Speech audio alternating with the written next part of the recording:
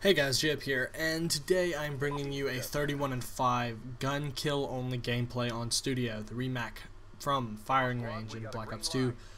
I'm using the AN-94 and I do UAV, counter UAV VSAT. Now, I kind of noticed in the previous video when I did snipers, a lot of y'all had issues with my opinions. There was a vocal minority.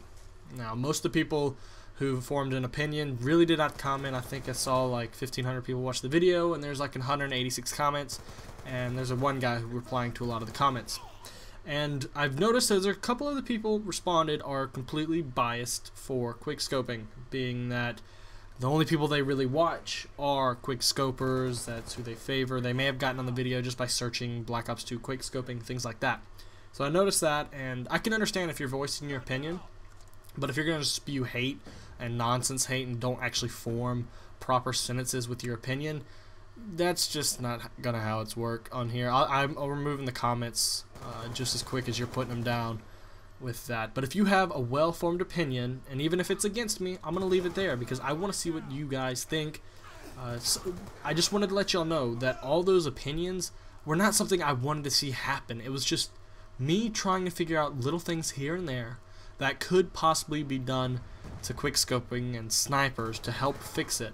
Like overkill, a lot of people, and this was the stupidest excuse in the previous video that I read, was we cannot remove overkill off snipers because it's heavily used in competitive. My response is, to all the games that did not have overkill, they weren't having issues. Black Ops 1 competitive was fine. Modern Warfare 3, I don't know if it had overkill or not. I don't recall watching any competitive with dual weapons. It might have overkill, but it wasn't heavily used until Black Ops 2 when the snipers and submachine guns were extremely strong. The combination you would see everywhere was the MSMC and DSR, and it's very strong. Whenever I play League play, I have that class, because when Search and Destroy comes up, I want to be able to beat people at close and long range, so I run that class, and it's heavily used in competitive. So it could be nerfed, and I know that people might have that problem with don't remove overkill. Well, it might be something that needs to be done. I mean, pistols are extremely strong. Look at the TAC 45. It can beat almost any weapon close range other than maybe a shotgun or sniper that kills you in one bullet. The TAC 45, if your trigger finger is good, you can drop people very quickly. It's not too hard to do. In fact, in the gameplay I previously posted, I know most of the kills were dominated with TAC 45. Even at medium ranges, I was doing some heavy damage because I think it's a 2 to 3 hit kill. So that was an opinion of mine. I think that actually should happen out of everything. Overkill just may not make a return in the game.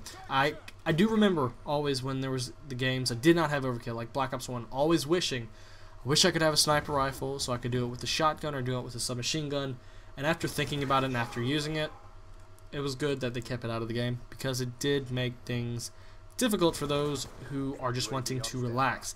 Now, a lot of you, when you say that we cannot do it because it's in competitive, you got to realize competitive Call of Duty is a very, very small thing with the overall arc of Call of Duty. If you think about it, say 24 million units sold, that's the thing what Black Ops 2 moved. Most of those are for single player, believe it or not. Not everybody who buys it plays multiplayer.